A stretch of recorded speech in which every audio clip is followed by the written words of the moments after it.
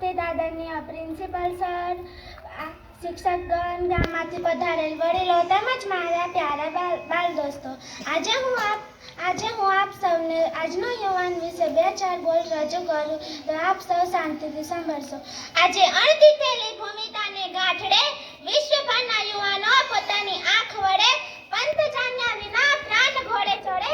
ગરુડસિંહ બાલ આતમ વિશે ઉજળે, રંગ રળિયા ઘડિયા ને પડ્યા, લાતો ગાદી લથડિયા એ દિને ચાલ્યા જાય. ઝવેરચંદ મેઘાણીની આ પંક્તિ આપણને આખા જીવનનો સાર આપી જાય છે. આજે આપણે